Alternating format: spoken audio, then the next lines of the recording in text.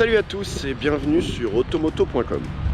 Quand on pense design automobile, on pense souvent à Bertone, à Giugiaro, à Pininfarina et assez peu à Opel.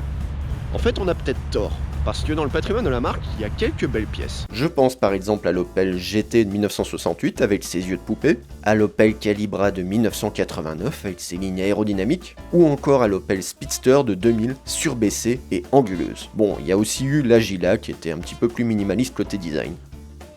Si ce matin je suis à l'Hôtel des Invalides à Paris, c'est pour une raison très simple, c'est parce que Opel va présenter au Festival Automobile International la Manta.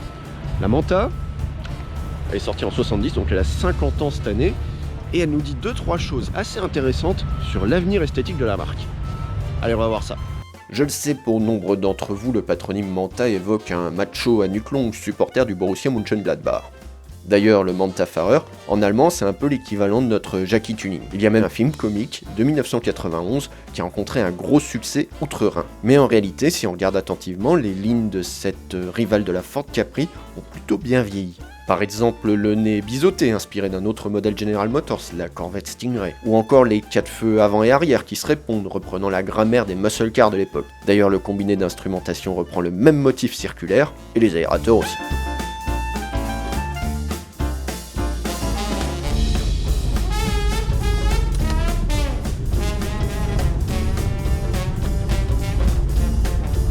Alors c'est vrai que quand on voit l'Ascona qui a servi de base à cette voiture, qui est une brave berline en 3 volumes, vraiment pas sexy, on se dit que le design peut vraiment des miracles.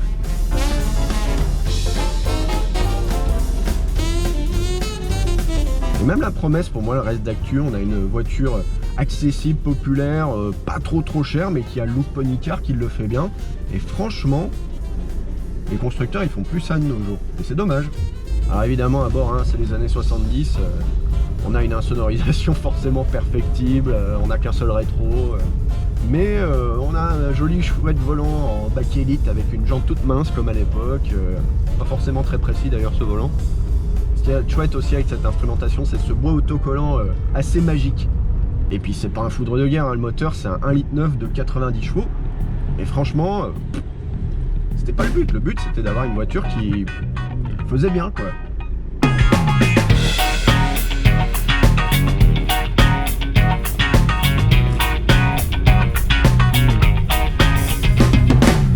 Voilà, ça m'a fait plaisir de jouer les avocats pour cette Opel Manta A. Et il y a une bonne nouvelle, c'est que visiblement les designers d'Opel ont retourné leur patrimoine à l'occasion du rachat par PSA. Et ils ont bien l'intention de réutiliser quelques trucs de cette Manta sur la future gamme. Et le premier indice, c'est le coupé GTX expérimental.